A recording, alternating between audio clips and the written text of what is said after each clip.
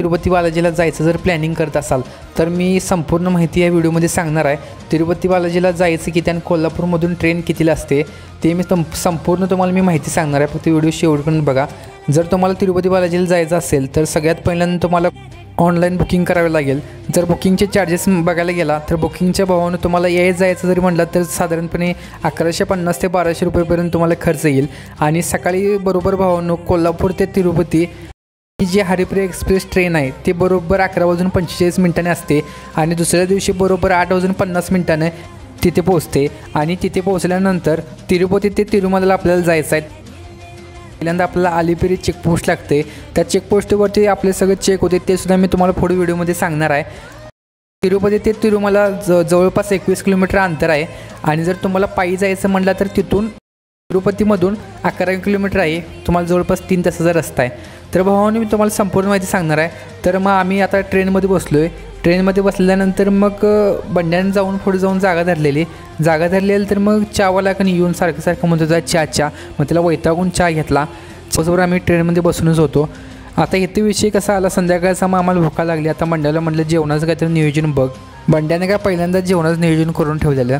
जर तुम्हाला जेवण जर मागवायचं असेल IRTCच्या वेबसाईटवर जाऊन तुम्हाला जेवण ऑर्डर करायचं आहे। ऑर्डर केल्यानंतर तुम्हाला टायमिंग देते। जर तुम्ही सकाळी गेलं आणि जर समजा तुम्हाला 8:30ला जेवण पाहिजे असेल तर बरोबर 8:30ला तुमच्या सीटवर जेवण येते। तर भावानं आम्ही जेवण मागितले। ह्या जेवणाची किंमत होती भावानं 160 रुपये। आणि मस्तपैकी आम्ही जेवण घेतलो, इकडे तिकडे बघितलो आणि झोपलो। आणि दुसऱ्या दिवसाची पहाट बघा, विषयच नाही। मग बरोबर 7:30 पावणे 8 वाजलेले आणि 8:50ला बरोबर भावानो ट्रेन आपल्या जंक्शनला आलेले आहे तिरुपतीच्या। आता तिरुपतीच्या जंक्शनला ट्रेन आल्या म्हटल्यावर बंड्यानं ह्यानं काय केलं माहिती आहे का, ह्यानं कोल्हापुरात गॉगल दडवून ठेवलेला आणि तिरुपतीच्या जंक्शनला आल्यावर ह्यानं गॉगल बाहेर काढला की बाहेर काढल्यानंतर म्हटलं आता गॉगल घातला आहे, पैसे काढलेत म्हटलं डायरेक्ट पहिल्यांदा जायचं म्हटलं। इथल्या इडल्या चांगल्या असतात म्हटला। मग ह्यो मागं बघायला लागला, ह्यो बघतच राहिला, याला काय कोण काय का देईना। आणि मग लय वेळानंतर मग आम्ही इडली ऑर्डर केलेली आणि इडली आली। पण एक तुम्हाला सल्ला देतो, इडली असू दे डोसा असू दे इकडं आला आहे म्हणून खायला बघू नका, कारण ते गाडीतनं जाताना सगळं बाहेर येते। त्यामुळे जरासं जाताना लाईटलीच करून खाऊन जावा।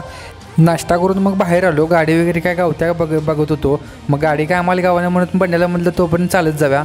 तो चालत जाता आता मग अण्णा मागणं आलं आणि अण्णाने आम्हाला विचारलं की येणार आहे काय।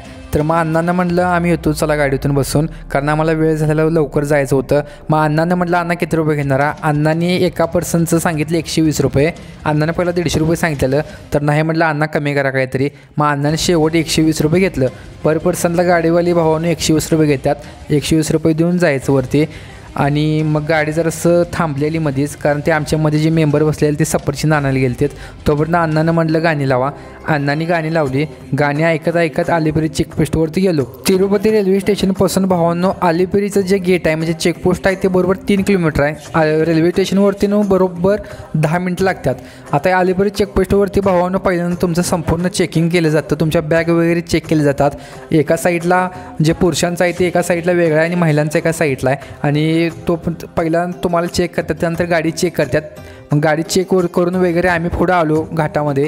आणि घाटामध्ये आल्यानंतर भावांनो इथं थांबायला विसरू नका, इथलं दर्शन घ्या।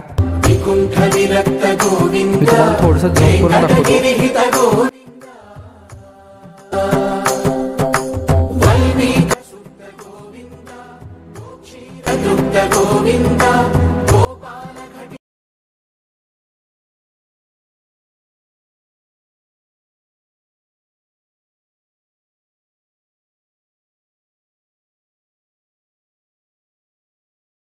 प्रवास करून वरती आलो आणि पहिल्यांदा आम्हाला आता वरती आल्यानंतर रूम बुकिंग करायचं होतं। आम्ही रूम बुकिंग केलं।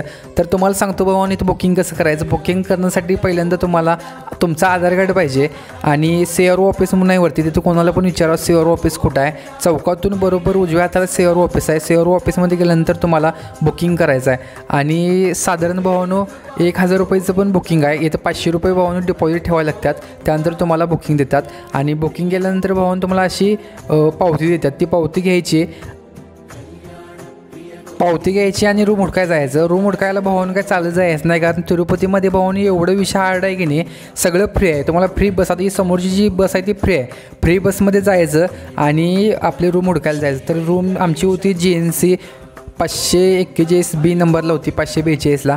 मग भावांनो आम्ही कॉलनीमध्ये गेलो. कॉलनीमध्ये आम्ही रूम हुडकत गेलो. 1 नंबर भावांनो रूम होती आणि रूमचं फक्त भावांनो दिवसाची रेंट होतं, भाडं होतं ते 50 रुपये होतं. JNC ही पावती घेतल्यानंतर भावांनो पहिल्यांदा तुम्हाला JNCच्या ऑफिसला जायचं आहे. ऑफिसला गेल्यानंतर तिथं 500 रुपये डिपॉझिट ठेवायचं. डिपॉझिट ठेवल्यानंतर भावांनो तुम्हाला ती रूमची किल्ली चावी देतात. चावी दिल्यानंतर तुम्हाला तिथं रूममध्ये गेल्यानंतर रूममध्ये जायचं, सामान वगैरे ठेवायचं. तर ही तुम्ही रूम बघू शकताय. आम्ही 2 पर्सनच होतो.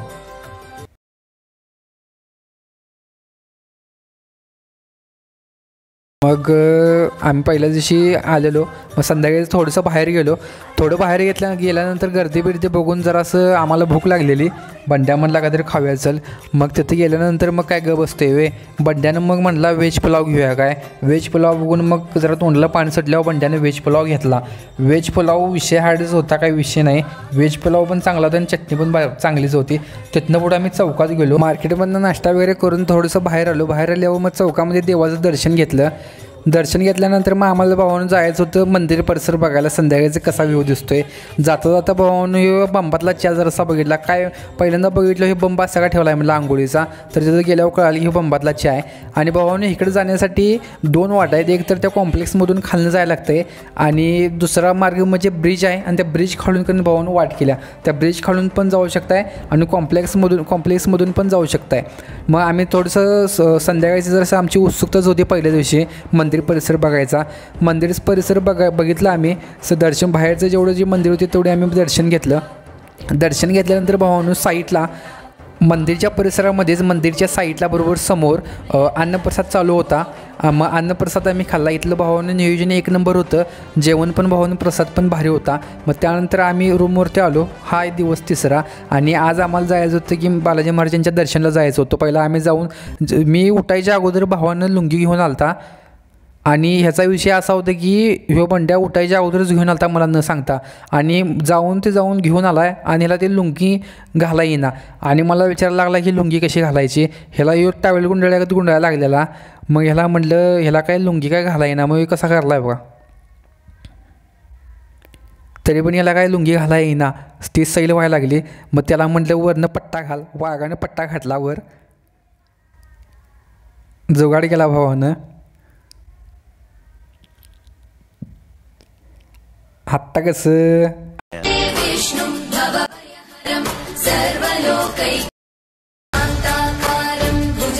बरं आमचं पहाटे 4:30-5च्या दरम्यान आमचं दर्शन झालं.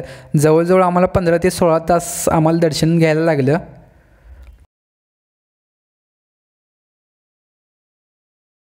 वगैरे करून आम्ही मस्तपैकी बाहेरचं पण मंदिरचं थोडं दर्शन घ्यायचं राहिलेलं. मग बाहेर आम्ही दर्शन घेतलं. दर्शन करून भावांनो आणि परत आम्ही रूमवरती आलो. आणि आम्हाला आता जायचं होतं अवती टेम्पलला. आईसाहेबांचं दर्शन घ्यायचं होतं. मग तिथून पुढे आम्ही आईसाहेबांच्या दर्शनाला निघालो.